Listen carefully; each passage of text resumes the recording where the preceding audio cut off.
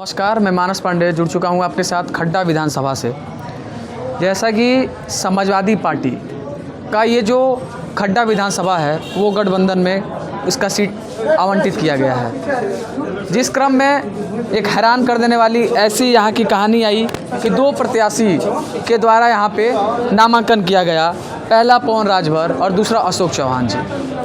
हम अशोक चौहान जी के साथ हैं और जानना चाहेंगे कि जो दो लोग, पहले तो आप इस चीज़ को कंफर्म करा दीजिए कि दो जो उम्मीदवार जाके पर्चा दाखिला कर दिए थे, फाइनली किसके पलड़े में गया है सीट का खाता? देखिए, राष्ट्रीय अध्यक्ष ओम प्रकाश राजभर जी और सुभाषपा के प्रदेश प्रधान महासचिव अरविंद राजभर जी ने पहले उनको पवन राजभर जी को प्रत्याशी बनाया था। फिर बाद में अब क्षेत्र में उनके पर उतना विश्वास न करके पुनः मेरे पर विश्वास करके AB फार्म मुझे दिए, फिर 13C फार्म दिए, जिससे ये स्पष्ट हो जाता है अगर किसी को पहले AB फार्म दे दिया गया है, अगर कैंडिडेट चेंज करना है, बदलना है तो 13C फार्म दिया जाता है। तो पुनः हमें 13C फार्म दे करके भेजे थे।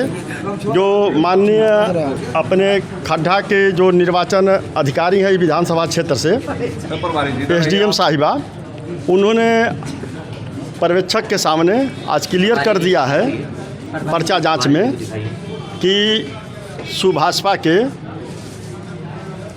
सही कैंडिडेट और अधिकृत कैंडिडेट अशोक चौहान हैं।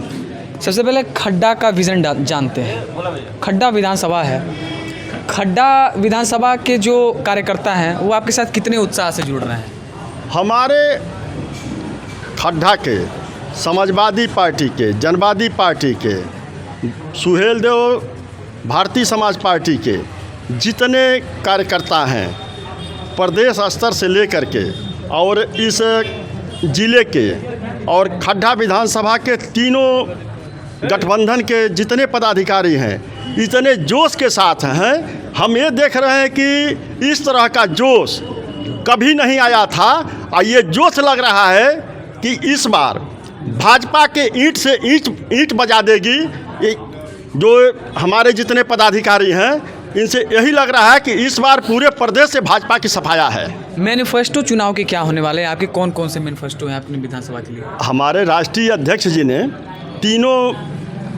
पांचों गठबंधन के जितने राष्ट्रीय अध्यक्ष हैं सबसे बैठ करके और अच्छे IAS अधिकारी जिनको विशेष जानकारियां हैं उनको बैठा करके सभी जनता के लिए, नौजवान साथियों के लिए, छात्रों के लिए, माता बहनें, बुजुर्गों के लिए, जो बेरोजगार भाई घूम रहे हैं उनके लिए मैनिफेस्टो में स्पष्ट कर दिया गया है कि 10 लाख नौकरी नौजवानों के लिए तुरंत पहले ही कैबिनेट में हम लोगों ने पास कर देंगे और 10 लाख नौकरी देंगे।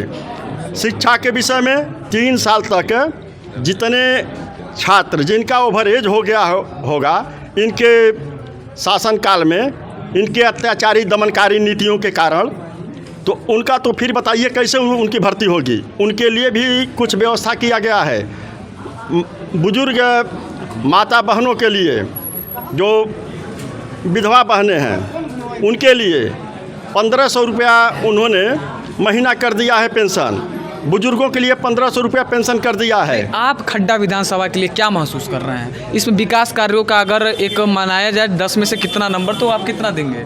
हम देखिए, मतलब पिछले सरकार को नहीं, खड्डा विधानसभा में आप यहाँ चुनाव लड़ रहे हैं, ये 5 साल के कार्य को अगर आप 10 में से नंबर देना चाहें तो कितना देना चाहेंगे? हम तो जो ये 5 साल में जो इन्होंने काम किया है, झूठ के अलावा कुछ कहा ही नहीं है। जो चीज़ इन्होंने कहा उसको तो किया ही नहीं है, तो इनको नंबर कौन सा आप दे देंगे? जीरो है। आप कौन सा नंबर देंगे? जीरो के अलावा कुछ नहीं इनको मिलेगा। खड्डा विधानसभा में कौन कौन से विकास कार्य आपके समझ से होने चाहिए जो अभी तक नहीं हो पाए? देखिए, यहाँ पर पहला नंबर तो जो कटा हुआ एरिया है उस क्षेत्र में रास्ता की सबसे बड़ी समस्या है। कई महीना वहाँ लोग आने जाने के लिए तरस जाते हैं, वह सबसे ज्वलंत मुद्दा है। दूसरा चीज़, यहाँ सबसे ज्वलंत मुद्दा है बाढ़। अगर बाढ़ पर काबू कर लिया जाए तो आप समझ लीजिए कि यहाँ का सबसे ज़्यादा समस्या खत्म हो जाएगा। यहाँ बड़ा गन्ना मिल एक चाहिए, क्योंकि हमारा ये क्षेत्र गन्ना प्रधान क्षेत्र है। क्योंकि गन्ना का अगर फैक्ट्री यहाँ नहीं रहेगी तो इस क्षेत्र का विकास मतलब बहुत कम होगा।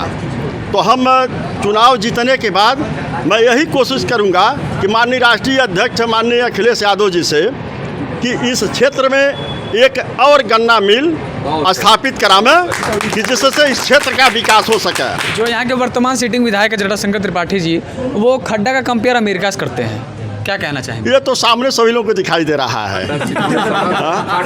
खड्डा से छितौनी रोड, हाँ, खड्डा से छितौनी रोड आप देखेंगे तो आपका जो है खाली गड्ढा ही मिलेगा, और वही जो है लंदन वाला तुलना करते हैं आदरणीय विधायक जी।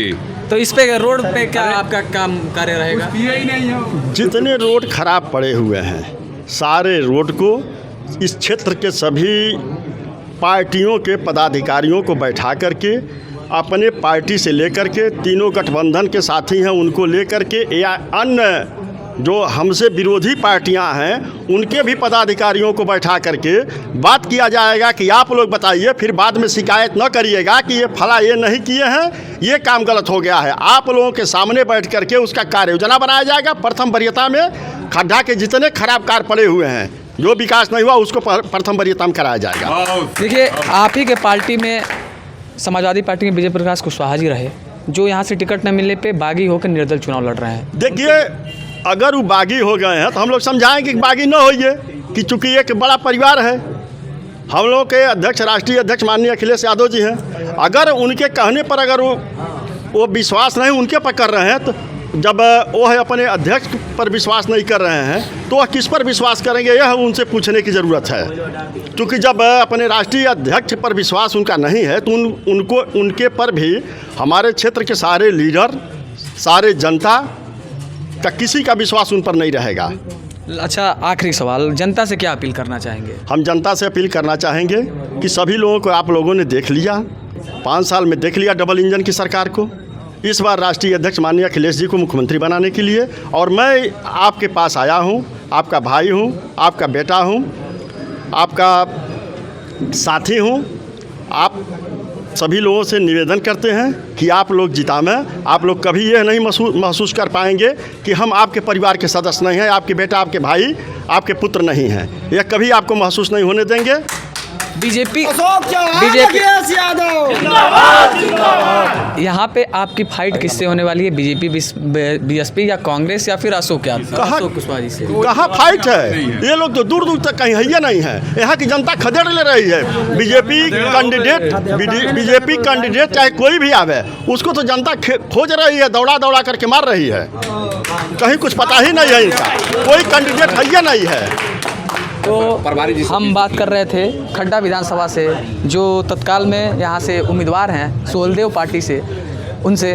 तो इनका विज़न जाना, क्या क्या इनके मैनिफेस्टो होने वाले हैं चुनाव में, तरह तरह की रणनीति। आगे भी एक विस्तृत इंटरव्यू करूंगा और दिखाऊंगा। आप सभी को बताना चाहूँगा, चूँकि चुनाव से पहले नेताओं का विज़न जानना बहुत ज़रूरी होता है कि पब्लिक अपने नेता को किस प्रकार चुनाव करे, कि जो अब वो नेता चुनने जा रहे हैं उनका विज़न क्या होने वाला है। तो बहुत बहुत धन्यवाद आप सभी का, बने रहिए हमारे साथ।